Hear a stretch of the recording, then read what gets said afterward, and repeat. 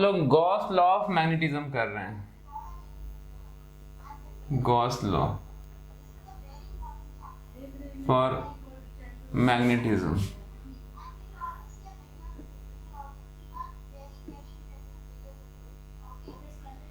Electrostatics में Gauss law आपको याद होगा कि अगर एक कोई चार्ज है क्यू चार्ज, और इस चार्ज के चारों तरफ एक क्लोज सरफेस हम लोग इमेजिन कर लें, ठीक है, तो इस चार्ज से निकलने वाला जो फील्ड जो बाहर की तरफ जाता है, ठीक है, जो सारा इलेक्ट्रिक फील्ड बाहर की तरफ है, हम उस इलेक्ट्रिक फील्ड का फ्लक्स निकाला करते थे। और फ्लक्स को हम कैसे डिफाइन करते हैं, फाई डी फाई जो फ्लक्स होता है वो होता है ई डॉट डी एस, ठीक है। और टोटल फ्लक्स निकालने के लिए फाई जो है वो इंटीग्रेशन होता है, integration of E dot D S, ठीक है। ये टोटल फ्लक्स होता है, और ये जो टोटल फ्लक्स है वो Q अपॉन एप्सिलॉन नॉट के बराबर होता है, ठीक है। ये गॉस लॉ इन इलेक्ट्रोस्टैटिक्स। उसी तरीके से मैग्नेटिज्म में भी गॉस लॉ होता है। अगर आप एक मैग्नेट ले लें तो उसमें अगर आपके पास एक नॉर्थ पोल है तो साउथ पोल भी एग्जिस्ट करेगा ही, बिना दोनों पोल जो है साइमल्टेनियसली एग्जिस्ट करते हैं, ठीक है। तो यहाँ से जो निकलने वाला फील्ड है, नॉर्थ पोल से निकलने वाला फील्ड, वो ऐसे घूमता हुआ साउथ में एंटर करता है, फिर साउथ अंदर में फील्ड साउथ से नॉर्थ होता है, बाहर में नॉर्थ टू साउथ होता है। तो यहाँ पर जो फील्ड है वो पॉजिटिव चार्ज से निकलता तो है, लेकिन एंड कहाँ पे करता है, जाता है वो जहाँ तक जा सकता है, जहाँ पर इसको नेगेटिव चार्ज मिलेगा वहाँ पर जाकर के एंड होगा। और अगर नेगेटिव चार्ज नहीं है तब भी इलेक्ट्रिक फील्ड यहाँ से बाहर की तरफ निकलेगा ही। जबकि यहाँ पर कुछ अलग ही केस है, ठीक है। अगर आप दोनों ले लेते हैं, मान लेते हैं कि एक पॉजिटिव चार्ज लेते हैं, एक नेगेटिव चार्ज ले लेते हैं, ठीक है, यहाँ से निकलने वाला फील्ड जो है वो नेगेटिव में चला जाता, ठीक है।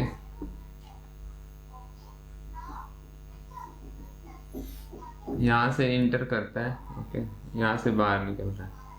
तो आप देख सकते हैं कि फील्ड लाइन जो है ना वो यहाँ पे ब्रेक कर, डिसकंटिन्यूअस है फील्ड लाइन, ठीक है।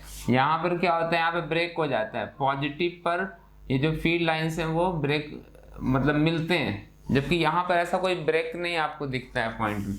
यहाँ से कंटिन्यूअस है, मैग्नेटिक लाइन जो है वो कहीं पे भी आप इंटरसेक्शन नहीं मिल हो रहे हैं। यहाँ पे सारे मैग्नेटिक लाइन जो है वो पॉजिटिव से निकल रहे हैं और नेगेटिव पे जा रहे हैं, ठीक है। जबकि यहाँ पर ऐसा कुछ नहीं है, यहाँ पे फील्ड जो है वो हर जगह है, ठीक है, एक क्लोज पाथ बनाता है, जबकि यहाँ पे क्लोज पाथ नहीं बनता है। यहाँ से एक स्टार्टिंग पॉइंट होता है फील्ड का और एक एंड पॉइंट होता है, जबकि यहाँ पे ऐसा नहीं कि नॉर्थ से निकला और साउथ में जाके एंड हो गया, ऐसा नहीं है, ठीक है। इसके पहले से भी फील्ड आ रहा था, ठीक है। सो ये एक लूप बनाता है, जबकि यहाँ पर फील्ड जो है लूप नहीं बनाता है, ठीक है। सो ये जो E डॉट डी एस है वो एक सर्टेन फाइनाइट वैल्यू हो सकता है या किसी केस में 0 आ सकता है। जबकि अगर आप यहाँ पर आप निकाल के देखें, ठीक है, मान लेते हैं कि मैं एक सरफेस लेता हूँ, ठीक है, चलो मैं इस सरफेस से इसको क्लोज कर देता हूँ नॉर्थ पोल को, ठीक है। नॉर्थ पोल को आपने क्लोज कर दिया तो आपको मालूम कि अगर इसमें एक फील्ड लाइन इंटर कर रहा है तो एक फील्ड लाइन बाहर जा रहा होगा, ठीक है। Number of field lines entering and leaving will be same. तो टोटल फ्लक्स क्या हो जाएगा, टोटल फ्लक्स जो है वो फ्लक्स मैग्नेटिक, यहाँ पे फ्लक्स जो है वो इलेक्ट्रिक निकालते हैं वाई ई, तो टोटल फ्लक्स सीधा 0 हो जाएगा। जबकि यहाँ पे ऐसा नहीं है, यहाँ पर कोई जरूरी नहीं है कि मतलब पॉजिटिव से जितना निकला है उतना नेगेटिव वाला इंटर करेगा, ऐसा कुछ भी नहीं है यहाँ पे, ठीक है। यहाँ पे आप देख सकते हैं कि पॉजिटिव से हमेशा चार्ज बाहर की तरफ निकलता है, ठीक है। सो अगर आप इसको ऐसे कवर कर दें किसी सरफेस से, ठीक है, तो हो सकता है कि इधर से कोई और इलेक्ट्रिक फील्ड कहीं से चला आ रहा होगा, ये कोई इलेक्ट्रिक फील्ड होगा, तो इससे इंटर करने वाली लाइंस की जो संख्या है मतलब नंबर्स हैं और बाहर निकलने वाली बराबर हो सकती है। There are some lines which can enter and leave also, but ऐसी लाइंस भी हो सकती हैं जैसे किसी चार्ज की वजह से जिसमें कि अंदर कुछ आ नहीं रहा है, सिर्फ अंदर से बाहर जा रहा है, ठीक है, बाहर मतलब आउटवर्ड टू इनवर्ड नहीं है कुछ भी, ठीक है, बाहर से कुछ अंदर नहीं आ रहा लेकिन अंदर से बाहर जा रहा है फील्ड लाइन, ठीक है, तो उस केस में फ्लक्स नॉन जीरो रहेगा। लेकिन यहाँ पे ऐसा कभी भी नहीं हो सकता, क्योंकि नॉर्थ से अगर फील्ड लाइन बाहर निकल रहा है तो इधर से इंटर भी कर रहा होगा, बिकॉज नॉर्थ पोल अकेले एग्जिस्ट नहीं कर सकता, लेकिन चार्ज अकेला एग्जिस्ट कर सकता है, ठीक है। यानी कि अगर आप फ्लक्स को इस टर्म में इस तरीके से लिखें तो आप ऐसा लिख सकते हैं कि क्लोज सरफेस के लिए B dot ds is equal to 0, ठीक है। B डॉट ds 0 होता है, इसको हम कह सकते हैं कि magnetic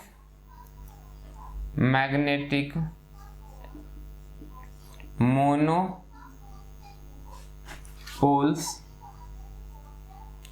do not exist,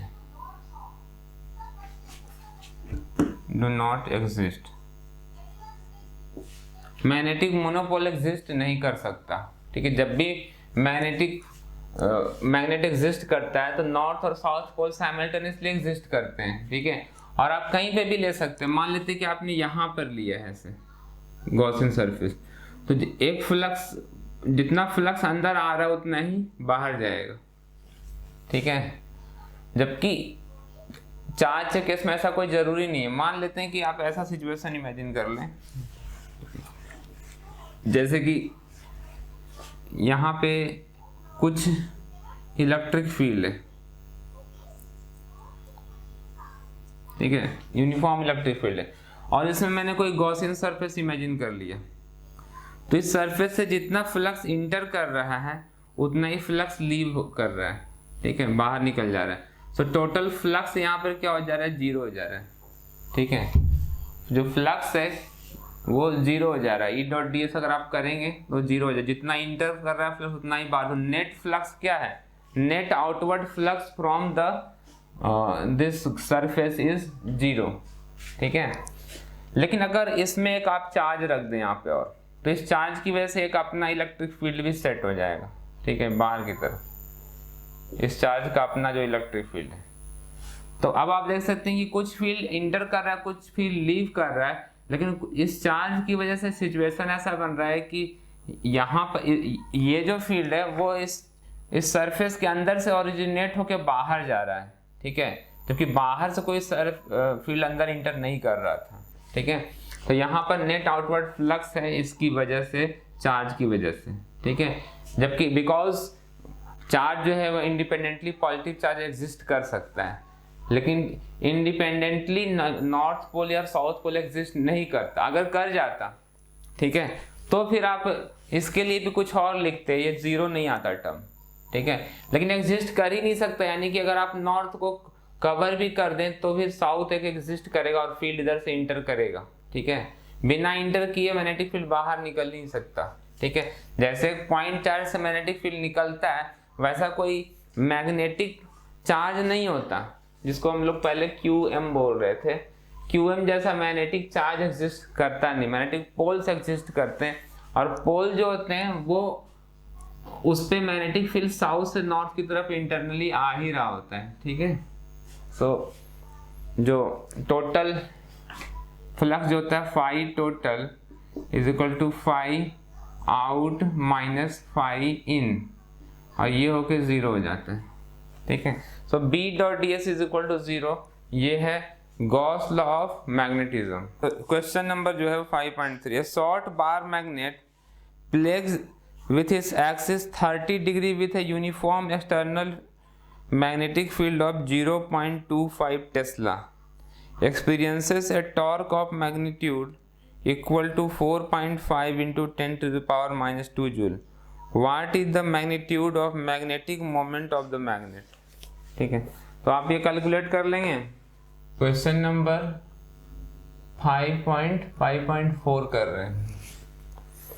short bar magnet of magnetic moment दे दिया गया है, एक छोटा सा बार मैग्नेट है, ठीक है, और इसका मैग्नेटिक मोमेंट M जो है वो प्रोवाइड कर दिया गया है।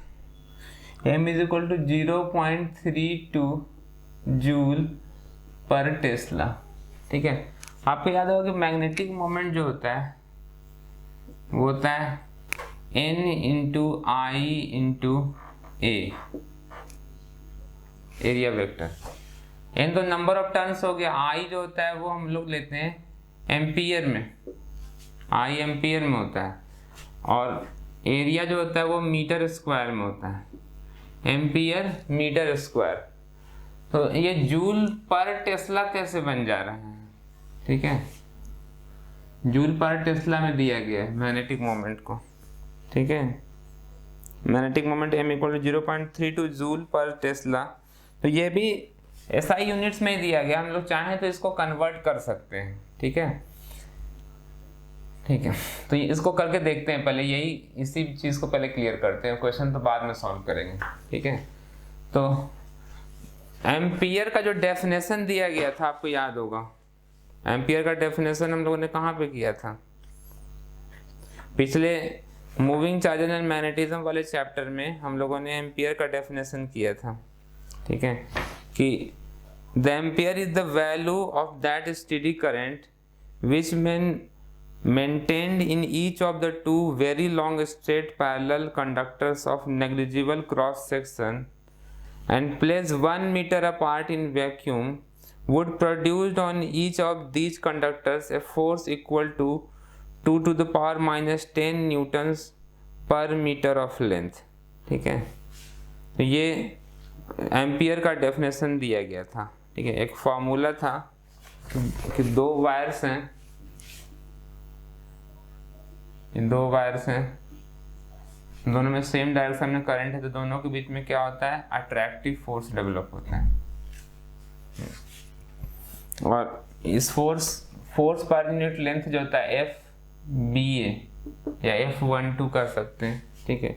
ये वायर A है और ये वाला वायर क्या है, BA, is equal to mu naught IA into IB divided by 2πD, ठीक है। ये फॉर्मूला हमने निकाला था, थोड़ा सा रिवीजन करते हैं पुरानी चीज़ों का, ठीक है।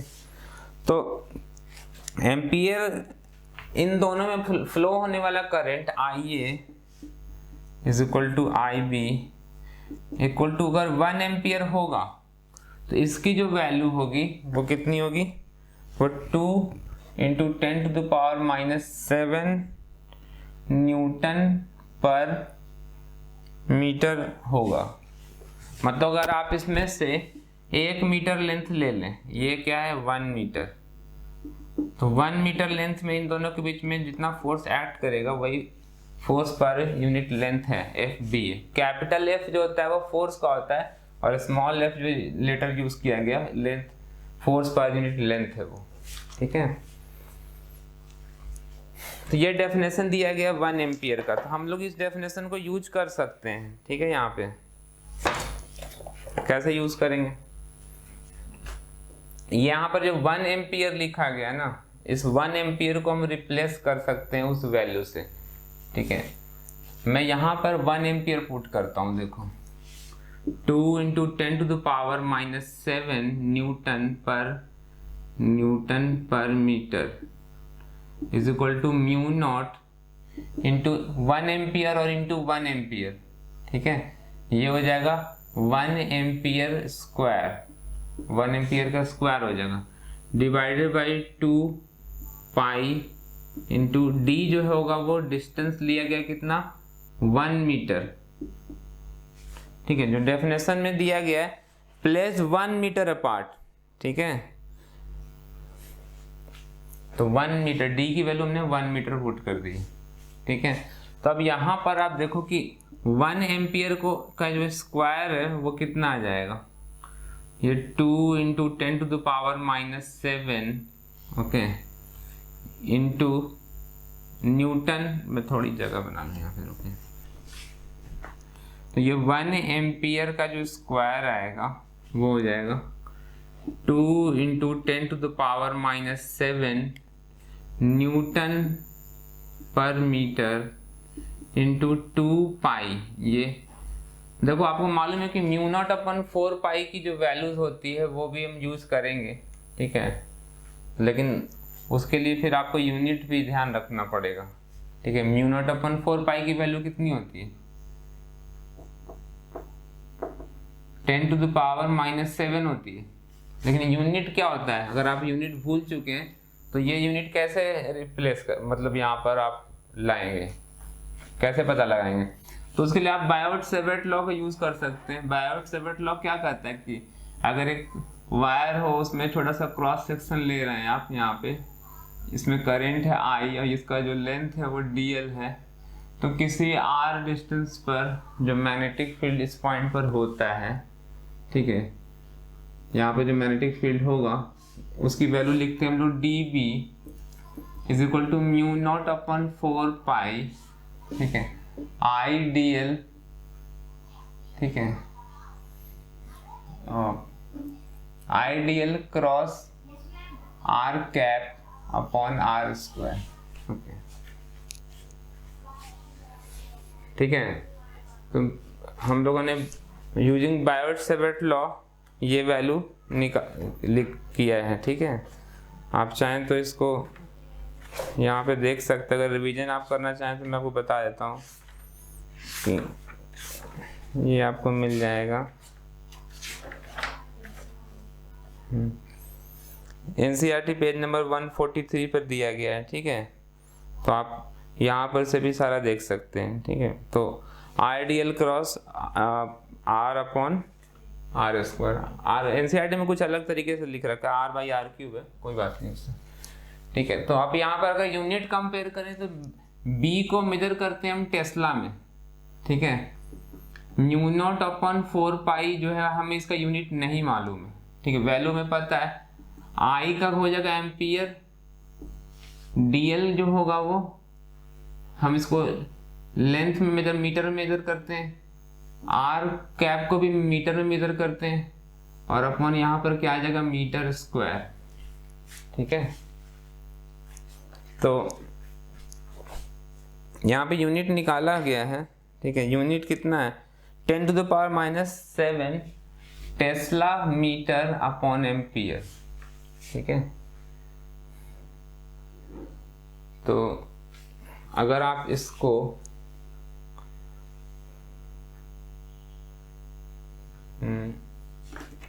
तो मिटा देते हैं। यूनिट वेक्टर जो है वो हम लोग उसका डायमेंशन लेस लेंगे ना, वो तो ठीक है, ये गलत लिखा हुआ है, ठीक है। क्योंकि यूनिट वेक्टर डिफाइन ही कैसे करते हैं, r cap is equal to r divided by mod r, okay. तो आप अगर r को आप मेजर कर रहे हैं मीटर में, तो इसको भी तो मीटर में मेजर करेंगे, तो ये दोनों तो कैंसिल हो जाएगा। यूनिट वेक्टर जो है उसका कोई यूनिट नहीं लेके चलेंगे हम, ठीक है। सो अब यहाँ पर से देखो, ये मीटर से एक मीटर कैंसिल हो गया, सो म्यू नॉट अपॉन 4 पाई का जो यूनिट आ रहा है वो आ रहा है टेस्ला मीटर अपॉन एम्पियर, ठीक है। ये उधर जाकर मल्टीप्लाई और डिवाइड हो गया, ठीक है। तो इस तरीके से आप यूजिंग बायोट-सेवर्ट लॉ हम लोगों ने ये यूनिट भी निकाला है, ठीक है। सो अब हम लोग यहाँ पे लिख सकते हैं वैल्यू, ओके।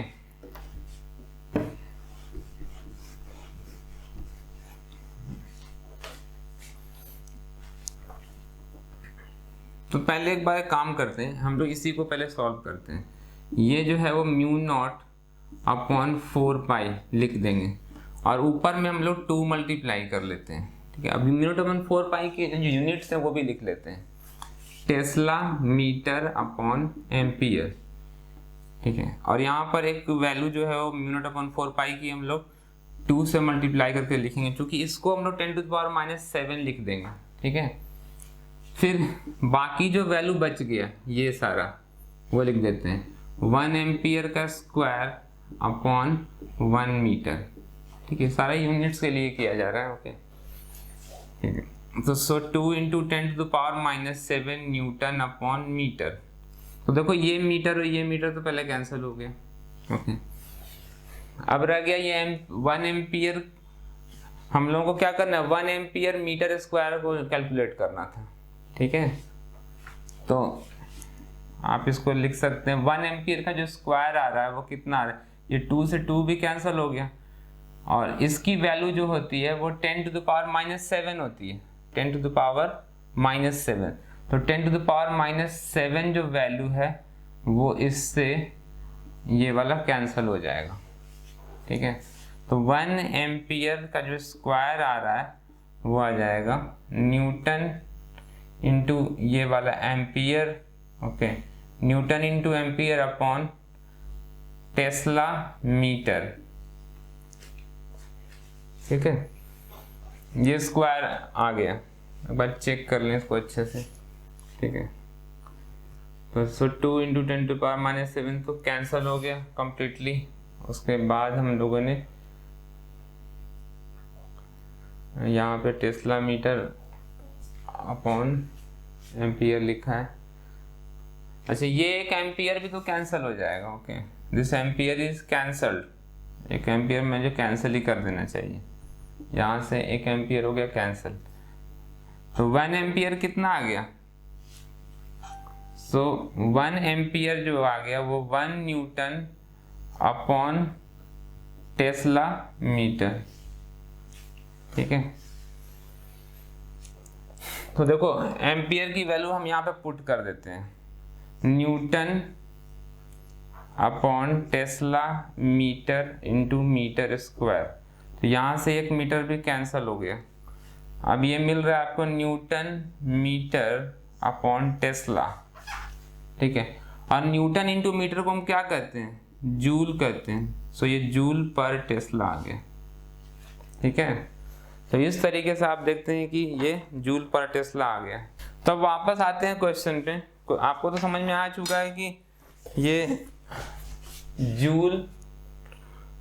जूल पर टेस्ला इज इक्विवेलेंट टू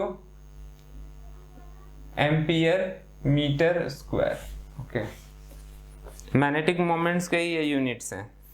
तो मैग्नेटिक मोमेंट जो है बार मैग्नेट का, शॉर्ट बार मैग्नेट गिवन है और उसका मैग्नेटिक मोमेंट m जो है वो m इधर की तरफ लेते हैं, ऐसे m की वैल्यू दे दी गई है 0.32 जूल पर टेस्ला, ठीक है। Is placed in a uniform magnetic field of 0.15 Tesla. और एक यूनिफॉर्म मैग्नेटिक फील्ड है, ठीक है। उसमें कैसे रखा गया वो हम लोग बाद में देखेंगे। मैग्नेटिक फील्ड की जो है वो यूनिफॉर्म है। So B is equal to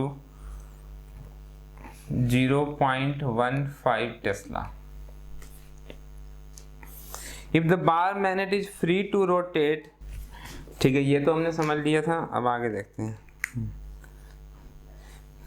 if the bar is free to rotate in the plane of the field, ठीक है, जो भी फील्ड है उसके प्लेन में ये फ्री है रोटेट होने के लिए, ठीक है। मतलब बार मैग्नेट ऐसे होगा, इसमें कोई धागा वगैरह लगा दिया गया होगा और वो इसके अबाउट आसानी से इस प्लेन में घूम सकता है, ठीक है। In the plane of the field, अब ये किस प्लेन के बारे में रेफर कर रहे हैं? Which orientation would correspond to its stable and unstable equilibrium, ठीक है। What is the potential energy of the magnet in each case?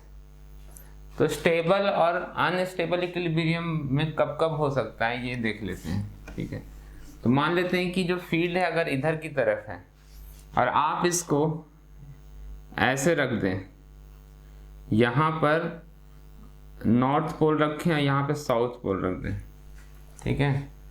तो आप ये देख सकते हैं कि मैग्नेटिक मोमेंट जो है उसमें इधर की तरफ होगा।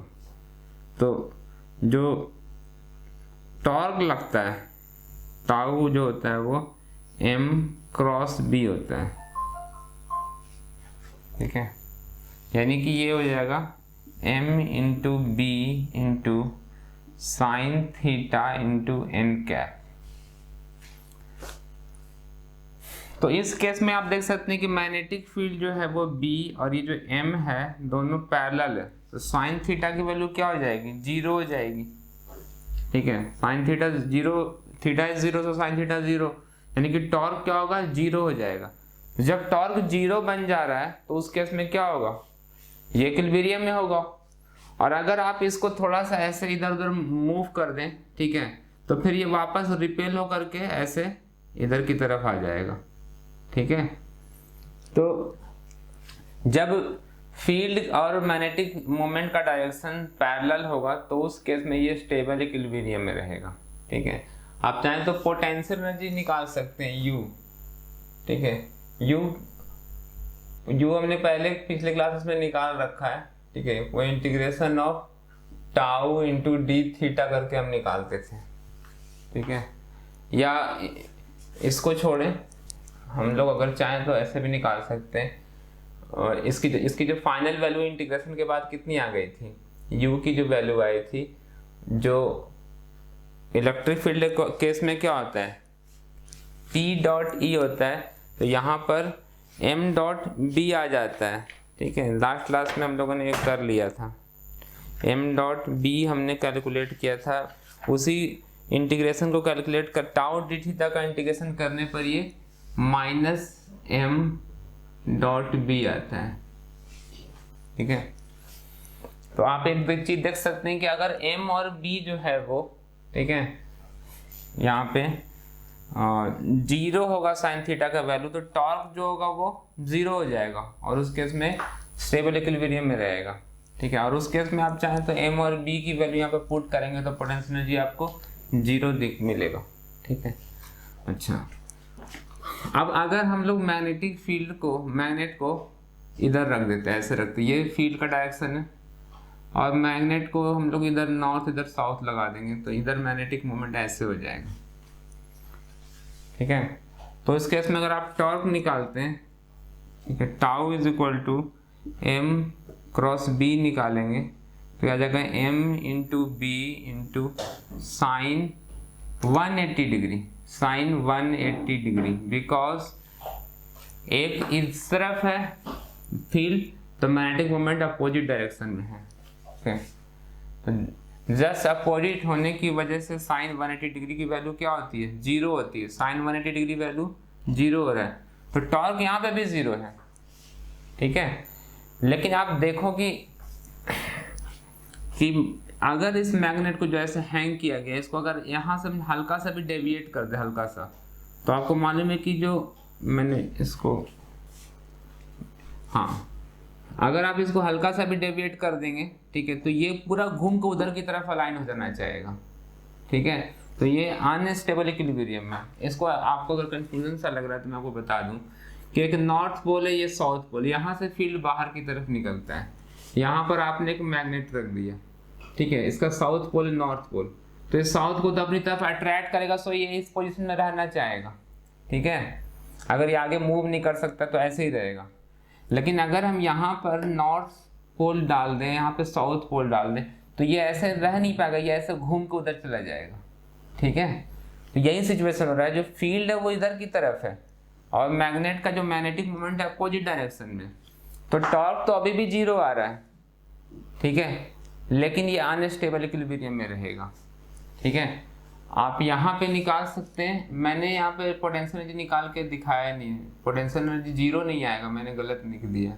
माइनस M इंटू बी करेंगे, M into B into cos zero लेंगे ना, मैग्नेटिक ये जो पोटेंशियल एनर्जी नेगेटिव है, अगर कॉस थीटा की वैल्यू जीरो है ना तो ये तो 1 देगा ना, तो मैंने उसमें गलत कर दिया, ये माइनस M इंटू बी आएगा। Some negative value, potential energy zero नहीं आएगा, फिर स्टोर्ड एनर्जी जीरो हो जाएगा। सब पोटेंशियल एनर्जी नेगेटिव आना चाहिए ना स्टेबल होने के लिए, तो माइनस M डॉट बी आ जाएगा। ठीक है, तो नेगेटिव पोटेंशियल एनर्जी ये स्पेसिफाई कर रहा है, डिनोट कर रहा है कि हाँ जो इक्विलिब्रियम है वो स्टेबल है। और अगर आप यहाँ पे 180 डाल दें, ठीक है, तो cos 180 डिग्री की वैल्यू होती है -1, तो ये पॉजिटिव एम बी आएगा, तो उस केस में u कितना आ जाएगा, u is equal to plus M B आ जाएगा। तो पॉजिटिव वैल्यू शो कर रहा है कि इक्विलिब्रियम जो होगा वो अनस्टेबल होगा। जैसे कि लास्ट क्लास में आपने बार मैग्नेट को एक सोलिनॉइड के फॉर्म में इमेजिन किया था। ठीक है, वैसे ही हम लोग चाहें तो एक सोलिनॉइड को बार मैग्नेट से रिप्लेस कर देते हैं। तो क्वेश्चन नंबर 5.5 में नंबर ऑफ टर्न्स 800 दिया गया है, क्रॉस सेक्शन दे दिया गया है, explain the sense in which the solenoid acts like a bar magnet. तो जो बार मैग्नेट और सोलिनॉइड का जो फील्ड का जो पैटर्न होता है वो बिल्कुल सेम होता है। ठीक है, और जैसे आप एक सोलिनॉइडल कॉइल के लिए मैग्नेटिक मोमेंट निकाल सकते हैं, वैसे ही बार मैग्नेट का मैग्नेटिक मोमेंट होता है। तो वो सब जो हमने पिछले क्लासेस में डिस्कस किया था वो सारा आपको यहाँ पे यूज़ करना है। तो मैग्नेटिक मोमेंट निकालने के लिए सीधा NIA का फॉर्मूला लगा देते हैं और देखते हैं कि आंसर आता है कि नहीं। ठीक है,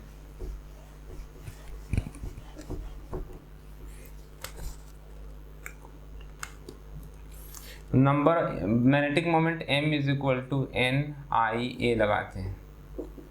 नंबर ऑफ टर्न्स हैं 800, करेंट हो गया 3.0 एम्पियर इंटू एरिया है 2.5 into 10 to the power -4 metre square. ठीक है, ये एरिया है। तो कैलकुलेट कर लेते हैं इसको। 2.5 इंटू 8 होता है 20। ठीक है, 20 और इसको इंटू 3 लिखेंगे इंटू 100 जो है वो यहाँ मल्टीप्लाई हो जाएगा, तो 10 टू द पावर -2 बच जाएगा। ठीक है, एम्पियर मीटर स्क्वायर। तो ये 60 यानी कि 6 इंटू 10 टू द पावर -1, और इसको हम लिख सकते हैं 0.6 एम्पियर मीटर स्क्वायर। चेक करते हैं इसका आंसर आ रहा है कि नहीं। एक्सरसाइज 5.5 का आंसर चेक करते हैं। ठीक है, 5.5 का 0.6 जूल पर टेस्ला। तो आपको मालूम है कि इसको आप जूल पर टेस्ला भी लिख सकते हैं, 0.6 जूल पर टेस्ला। ठीक है,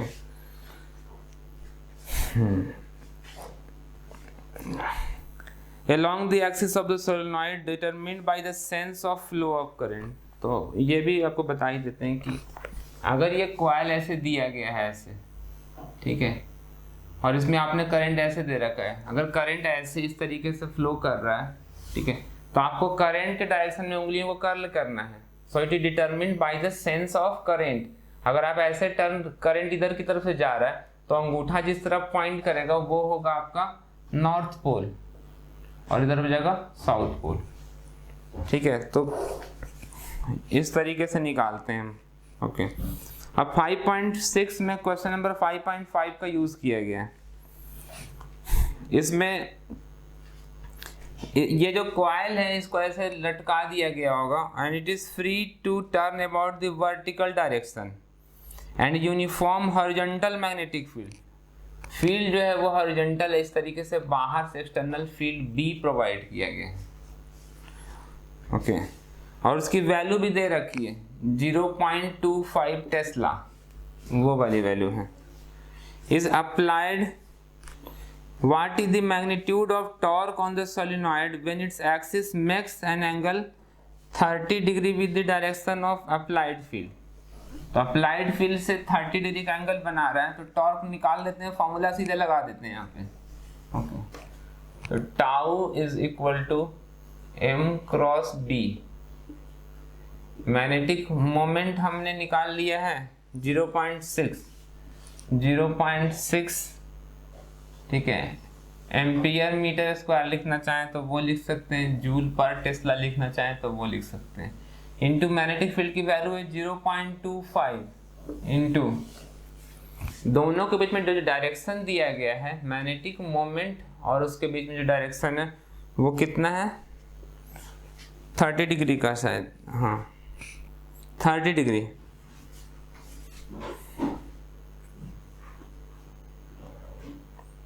What is the magnitude of torque on the solenoid when its axis makes an angle 30 degree with the direction of applied field? तो यहाँ पे साइन 30 डिग्री लगा देंगे। ठीक है, 0.6 इंटू यहाँ पर टेस्ला, सो टेस्ला और टेस्ला कैंसिल हो जाएगा। ओके, तो टॉर्क तो जूल में नहीं आना चाहिए, ये तो गड़बड़ हो जाएगा। टॉर्क जूल में नहीं आना चाहिए, सो यहाँ पे कुछ हम लोग गड़बड़ कर रहे हैं। ठीक है, ये जूल पर टेस्ला नहीं लिखेंगे। ठीक है, इसको ब्रेक कर देंगे, यहाँ पर हम लोग इसको न्यूटन मीटर लिख देंगे। ठीक है, बिकॉज देखो आपको मालूम है कि वर्क जो निकालते हैं वो फोर्स इंटू डिस्टेंस होता है, और टॉर्क जब हम निकालते हैं, ठीक है, तो R क्रॉस F होता है। ये मीटर में होता है, ये न्यूटन में होता है, ये मीटर में होता है, ये न्यूटन में होता है, ठीक है। तो टॉर्क भी न्यूटन मीटर में आता है और वर्क भी न्यूटन मीटर में आता है, लेकिन वर्क इज ए स्केलर, सो इसको हम लोग जूल लिख लेते हैं, जो कि एनर्जी का यूनिट बन जाता है। लेकिन यहाँ पर जो न्यूटन मीटर आता है टॉर्क में, उसको हम जूल में नहीं लिखते। Torque is not measured in joule, ठीक है, इसको हम न्यूटन मीटर ही रहने देते हैं। तो यहाँ पर जो यूनिट्स हैं वो इस तरीके से कॉम्पैक्टली जूल में जो लिखा गया उसको आपको चेंज कर देना चाहिए, ठीक है। और चेंज करेंगे तो फिर ये जो न्यूटन मीटर में आ जाएगा और फिर यहाँ पर न्यूटन मीटर में टॉर्क आएगा। तो 0.6 इंटू 0.25 इंटू साइन 30 हाफ हो जाएगा newton metre which is torque. तो ये कैंसिल करेंगे, 0.3 आ रहा है, तो ये आ जाएगा 75 और ये 1 2 एंड 3, 0.075 न्यूटन मीटर्स, ठीक है। एक बार आंसर चेक कर लेते हैं 5.6 का।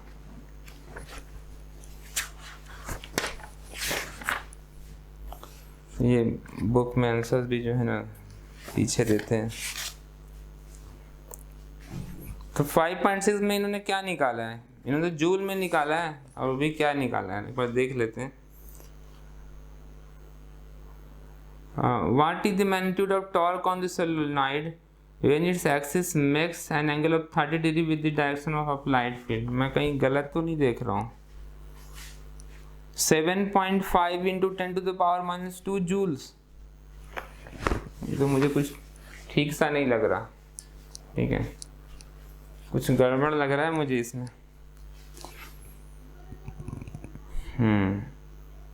So what is the magnitude of torque on this solenoid? हमारा जो आंसर आया है, इसको जो जूल में लिखा गया ना, it's not good to write in joules, newton metre ही रखें, ठीक है।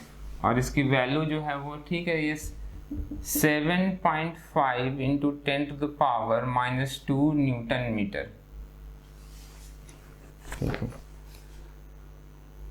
वैल्यू आ रही है, लेकिन ये जूल में लिखना इज नॉट गुड, ठीक है, क्योंकि हम जूल में हम एनर्जी लिखते हैं ना कि टॉर्क लिखते हैं, ठीक है। तो इसको करेक्ट कर लें। तो जब भी आप थ्योरी पढ़ रहे हैं तो थ्योरी पढ़ने के तुरंत बाद उस पर बेस्ड न्यूमेरिकल जरूर सॉल्व कर लेना चाहिए, ठीक है, क्योंकि थ्योरी पढ़ने के बाद तुरंत लगता है कि हाँ ये तो समझ में आ चुका है, अब इस पर क्वेश्चन हो जाएगा, ठीक है। लेकिन आपको कुछ चीज़ें समझ में तब भी नहीं आती हैं, ठीक है, जब आप न्यूमेरिकल सॉल्व करने बैठते हैं तो आपको दिक्कत महसूस होती है कि हाँ ये क्वेश्चन हो क्यों नहीं रहा, क्योंकि थ्योरी जो हमने समझा है उसमें कुछ न कुछ चीज़ें जो है मिसिंग है, ठीक है। तो इसलिए न्यूमेरिकल उसी वक्त सॉल्व करना चाहिए। और बाद में फिर अगर आप पूरा का पूरा चैप्टर पढ़ लेके, अरे numerical is just like a distraction, बीच में डिस्ट्रैक्शन है, उसको अवॉइड करो, और जब पूरा चैप्टर पढ़ लो, एक बार रिवीजन कर लो, और तब न्यूमेरिकल जाके स्टार्ट करें, ठीक है। तो ये काम ठीक नहीं है, ठीक है। जब आप चैप्टर पढ़ लेंगे तो हो सकता है कि आपको रिवीजन करने का टाइम ना भी मिले, ठीक है, और कुछ दिनों के बाद फिर जब आप एंड में निकाल के न्यूमेरिकल करने बैठे हैं तो थ्योरी भी दिमाग से निकल चुका होगा, ठीक है। और न्यूमेरिकल प्रॉब्लम सॉल्व करने के लिए फिर से आपको दोबारा सब थ्योरी पढ़ना पड़ेगा, रिवीजन के आपको दोबारा फिर से पढ़ना पड़ जाएगा, ठीक है। इसलिए न्यूमेरिकल उसी वक्त कर लेना चाहिए। तो हम लोग एग्जाम्पल 5.7 कर रहे हैं।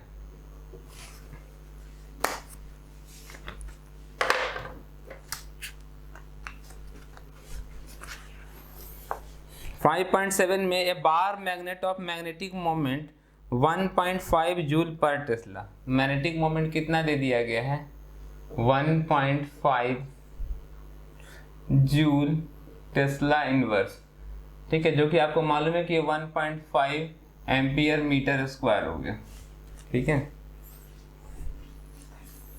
लाइज अलाइंड विद द, कोई डाउट है क्या? Lies aligned with the direction of a uniform magnetic field of 0.22 Tesla.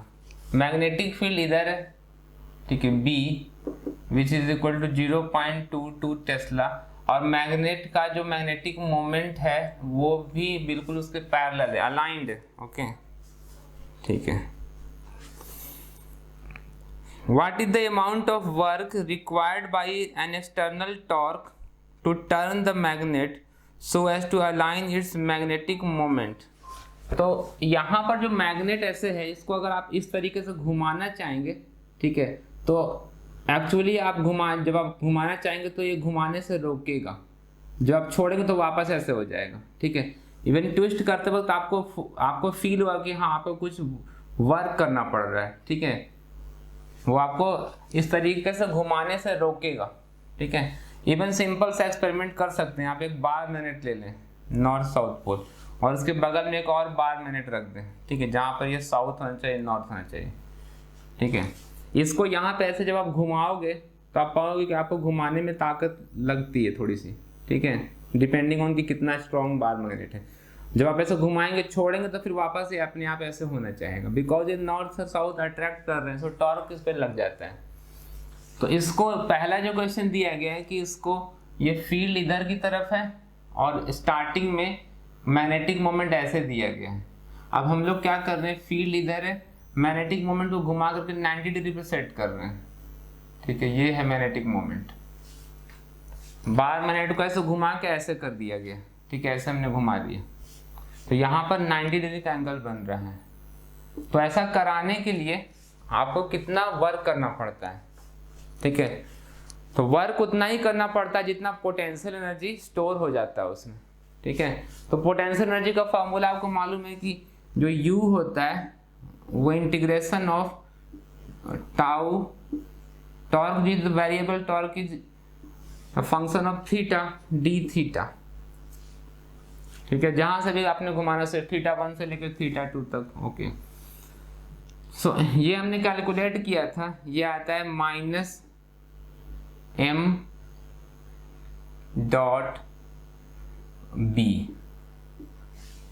ठीक है, ये हमने ऑलरेडी कैलकुलेट किया था कि अगर आप उसको घुमा दें तो एक सर्टेन एंगल पर आप जब आप उसको अलाइन करवा देते हैं, ठीक है, थीटा एंगल घुमा करके सर्टेन एंगल पर अलाइन कर देते हैं, तो कितना आपने एनर्जी स्टोर किया है उसमें, -m.b, ठीक है, तो इतना एनर्जी स्टोर हो जाता है, यानी कि इतना वर्क हमने उस पर किया था। वर्क एनर्जी थ्योरम क्या कहता है कि जितना आप वर्क करेंगे उतनी पोटेंशियल एनर्जी स्टोर हो जाएगी, ठीक है। तो इनिशियली इस केस में हम मानते हैं कि let the potential energy is 0, ये ग्राउंड स्टेट मान लेते हैं। यहाँ पर के बाद जब आप घुमाना शुरू कर दें तो इस पोजीशन पर आपको जो पोटेंशियल एनर्जी मिल देगा वो कितना होगा, वो हम लोग निकाल लेते हैं, ठीक है।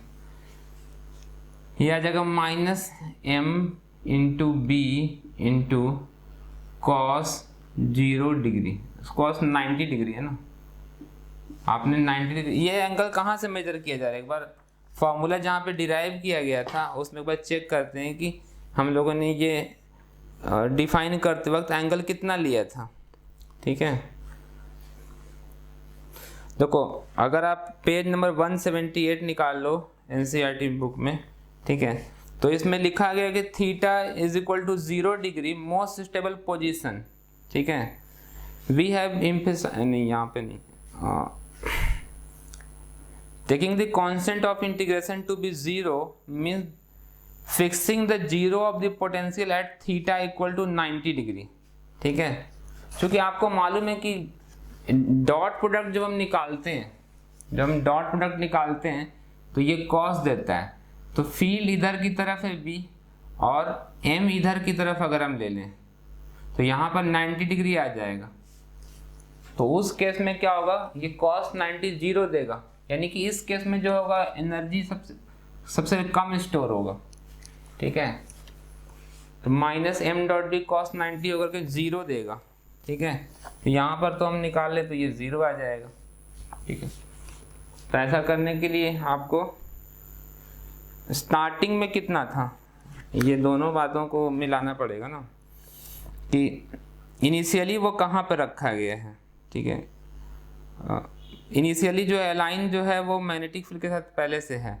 अब normal to the field direction करते हैं, तो यहाँ पर इस केस में जब ऐसे रखा हुआ तो एनर्जी कितनी निकालेंगे, तो U यहाँ पर आएगा -m.b m into B into cos 0 degree, तो यहाँ पर माइनस एम बी है पोटेंशियल एनर्जी, और यहाँ पर कितने हैं 0 है।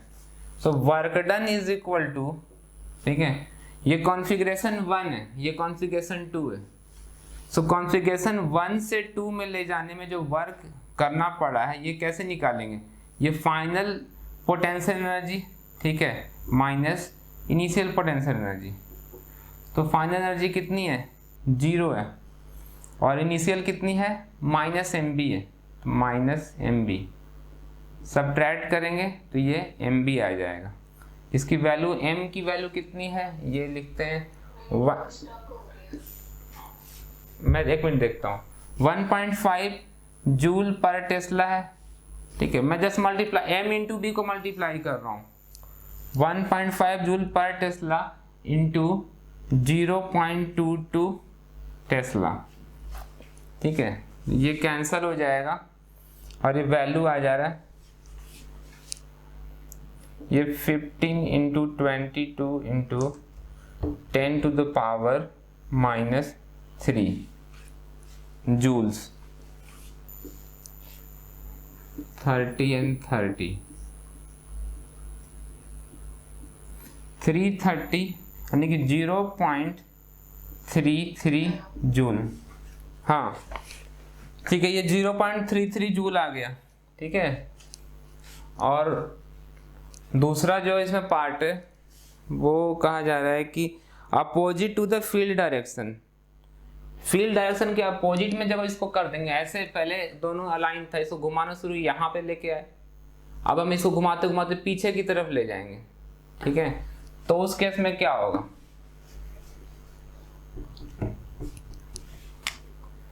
तो ये देखो मैग्नेटिक फील्ड है और इधर की तरफ है मैग्नेटिक मोमेंट m, तो दोनों के बीच में एंगल जो बन रहा है 180 डिग्रीज का, ठीक है। तो हम लोग अब u एट 180 डिग्री निकाल लेते हैं, तो यह आ जाएगा minus m into B into cos 180 degree, तो कॉस 180 डिग्री होता है -1, सो ये माइनस माइनस प्लस हो जाएगा, प्लस एम बी आ जाएगा, ठीक है। तो अब हम इसकी वैल्यू निकाल सकते हैं, तो वर्क डन जो होगा 1 पोजीशन से लेके 3rd पोजीशन, ये 3rd कॉन्फ़िगरेशन है, ये हो जाएगा u3 माइनस u1, ठीक है। Change in potential energy gives you the work done in bringing from the first configuration to the 3rd configuration. तो 3rd कॉन्फ़िगरेशन में कितना एनर्जी निकल के आया है, mb आया है, और फर्स्ट कॉन्फ़िगरेशन की जो एनर्जी है वो कितनी थी, मैंने निकाला था वो माइनस एम बी था, हाँ माइनस एम बी, ठीक है, ये वाला, तो ये आ जाएगा 2 MB, पॉजिटिव में आ रहा है यानी अनस्टेबल तो होगा ही, सो 2 इंटू एम की वैल्यू हम लोगों ने एम बी निकाल रखा है ना 0.33, सो यानी कि इंटू 0.33 जूल्स यानी कि 0.66 जूल, ठीक है, इतनी एनर्जी हो जाएगी। तो यहाँ पे दिया गया 0.66 जूल, तो 5.7 भी हो गया है, ओके। इसमें बी पार्ट है, what is the torque on the magnet in cases first and second, what is the torque on the magnet in cases first and second, तो टॉर्क भी निकाल सकते हैं। फर्स्ट केस में तो यहाँ पे टॉर्क 0 होगा बिकॉज उसमें अलाइंड ही पहले से, ठीक है। टाउ इक्वल टू क्या होता है m क्रॉस b, तो दोनों के बीच में 90 डिग्री का एंगल 0 डिग्री का एंगल है, सो साइन 0 0 होके खत्म हो जाएगा, ठीक है। सेकेंड केस में अगर हम निकालते हैं torque, tau is equal to m cross b, तो m into B into sine 90 degrees, तो यहाँ पे टॉर्क जो है मैक्सिमम आएगा, ठीक है। यहाँ पे टॉर्क मैक्सिमम है और पोटेंशियल एनर्जी 0 है, यहाँ पे पोटेंशियल एनर्जी जब निकाल रहा हूँ माइनस एम बी है, ओके, और टॉर्क जो है वो 0 आ रहा है, ठीक।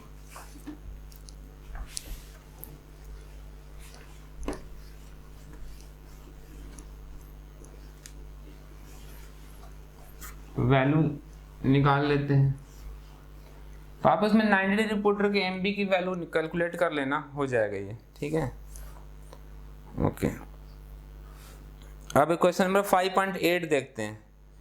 A closely wound solenoid of 200 tons, an area of cross section 1.6 into 10 to the power minus 4 meter square, carrying a current of 4 ampere, is suspended through its center, allowing it to turn in horizontal plane. ये भी कुछ वैसा ही question है। What is the magnetic moment associated with the coil solenoid? आप ये निकाल लेंगे। What is the force and torque on the solenoid? ये सब आपसे हो जाएगा, ठीक है। मैंने ये अभी जस्ट जो क्वेश्चन किया था वैसा ही क्वेश्चन है, ठीक है।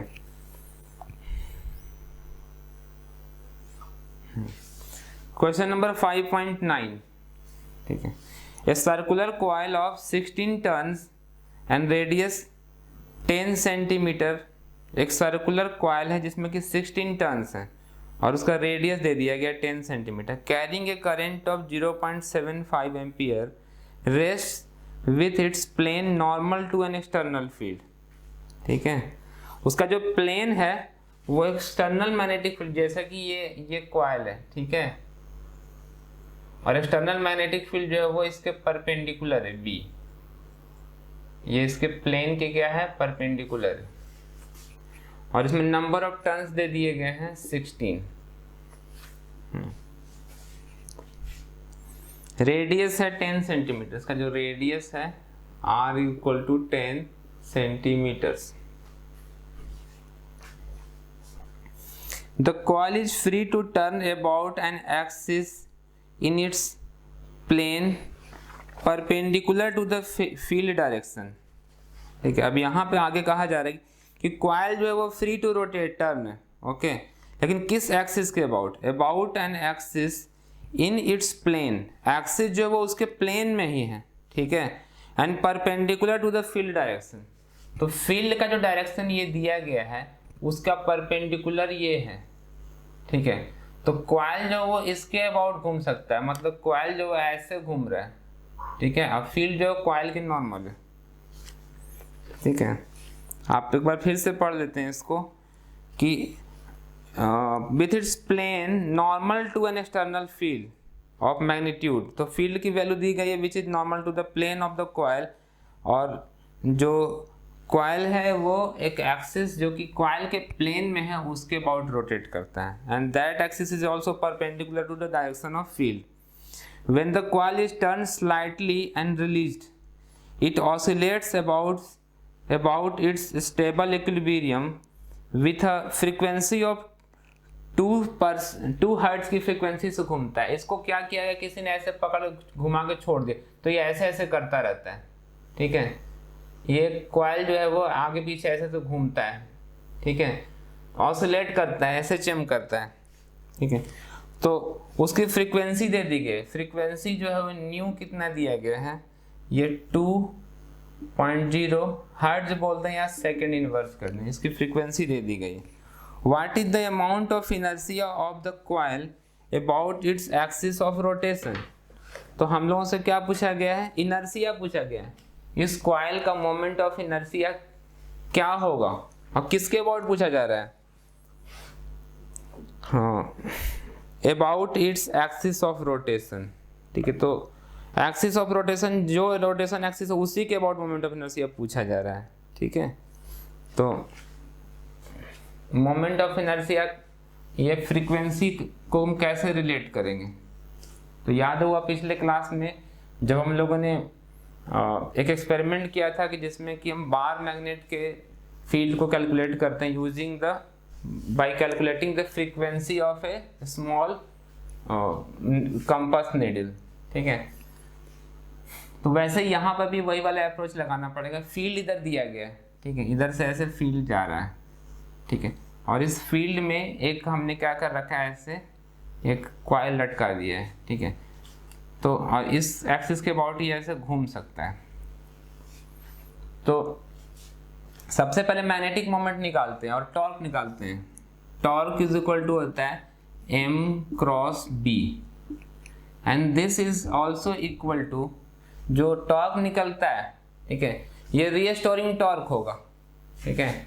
This is equal to minus I क्या moment of inertia into acceleration, angular acceleration alpha, I into alpha के बराबर होगा, ठीक है। यही आई कैलकुलेट करना है। ओके, तो मान लेते हैं कि ये जो कॉइल है और मैग्नेटिक फील्ड है, ठीक है। कॉइल को आपने हल्का सा घुमा दिया, ठीक है। तो कॉइल के ऊपर जो परपेंडिकुलर हम ड्रॉ कर रहे हैं ये, वो थोड़ा सा ऐसे जब घूम जाएगा तो परपेंडिकुलर कॉइल का इधर चला जाएगा, मैग्नेटिक फील्ड तो इधर ही रहेगा हमेशा। लेकिन जब कॉइल ऐसे ऐसे आगे पीछे करेगा तो उस पर जो लगा हुआ प्लेन है, ये जो प्लेन है कॉइल के साथ, जब ये घूमेगा तो उसके साथ वो प्लेन वो घूमेगा परपेंडिकुलर। तो मैग्नेटिक मोमेंट जो है वो magnetic moment is perpendicular to the plane of the coil. जब कॉइल रोटेट होगा तो उसके साथ मैग्नेटिक फील्ड भी घूम जाएगा। तो जो फील्ड है वो कांस्टेंट है और मैग्नेटिक मोमेंट दोनों के बीच में कुछ एंगल बनना शुरू होगा। Let this angle be theta, ठीक है। तो हम अब निकाल सकते हैं ये torque m into B into sine theta, ठीक है। ये मैग्नीट्यूड जो हम ले रहे हैं, दिस मैग्नीट्यूड जो होगा वो माइनस आई इंटू अल्फा के बराबर होगा, ओके। बिकॉज ये रीस्टोरिंग है, या यूं कहें कि माइनस यहाँ लगाना चाहिए था हम लोगों को, ठीक है। Minus magnitude of m cross b should be equal to I into alpha, ठीक है। So this is equal to minus I into alpha क्या होता है, d2 theta upon dt square, ठीक है। Now for a small angle, ठीक है, when theta tends to 0 sine theta becomes equal to theta, ठीक है। तो साइन थीटा जो है वो for small angle for small oscillation m into B into theta, okay, plus ये i इंटू d2 थीटा, या मैं इसको भी रहने देता हूँ, is equal to minus I d2 theta upon dt square, ठीक है।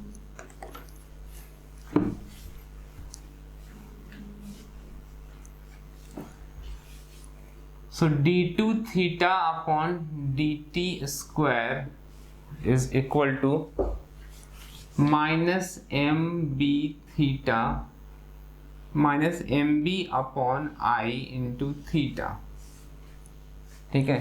तो आप देख सकते हैं कि ये आपको इस इक्वेशन की याद दिलाता है, d2x by dt square is equal to minus k minus omega square x, ठीक है।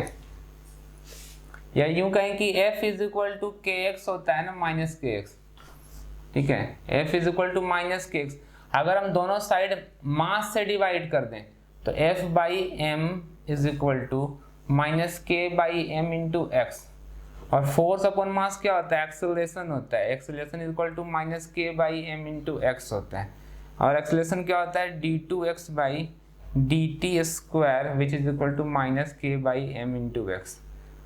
सो अगर इसको आप कंपेयर करते थे तो आपको क्या मिलता था कि ओमेगा स्क्वायर इक्वल टू के बाई एम, ये मिल जाता था।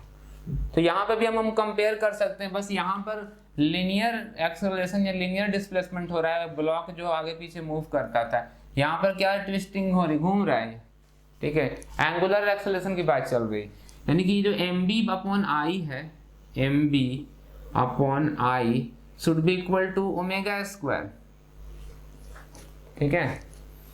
तो ओमेगा की जो वैल्यू होती है, ओमेगा इक्वल टू होता है 2 पाई न्यू फ्रीक्वेंसी। यहाँ पर हम वैल्यू पुट कर देंगे तो ये कितना आ जाएगा, 4 pi square new square. New जो है वो क्वेश्चन में गिवन है, बी गिवन है, एम गिवन है, ठीक है।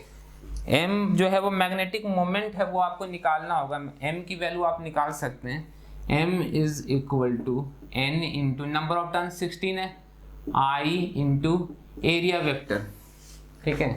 वेक्टर की कोई जरूरत है नहीं, यहाँ पे आप सिर्फ एरिया डाल दें इस लूप का, करंट की वैल्यू डाल दें और नंबर ऑफ टर्न डाल दें, एम निकल जाएगा, पुट इट हियर। उसके बाद मैग्नेटिक फील्ड की जो वैल्यू दी गई है वो यहाँ पे डाल देते हैं, और 4 दिया गया, पाई आपको पता है न्यू की वैल्यू जो दे रखा है क्वेश्चन में शायद वो 2 दे रखा है, तो वो हम यहाँ पे पुट कर देते हैं और फिर इसके बाद आई निकल जाएगा। ठीक है, आप आई को अगर उस टर्म में लिखें तो कैसे लिखेंगे, I is equal to M B upon 4 pi nu square. तो इन सारी वैल्यूज को सब्स्टिट्यूट कर दें, आई की वैल्यू आ जाएगी। आप ये कुछ न्यूमेरिकल जो बचे हुए हैं ना इस टाइप के वो कर लेना। ठीक है, ये क्वेश्चन नंबर 10 अगर हो या फ्रीका वाला तो नहीं छोड़ देना है आपको। ठीक है, आप 12 कर सकते हो। ठीक है, जो क्वेश्चन इस पे बेस्ड है वो आप कर लेना। ठीक है, फ्रीक्वेंसी वाला क्वेश्चन कर लेना एक आध। ठीक है, ओके। ठीक है, फिर आगे हम लोग नेक्स्ट क्लास में करते हैं।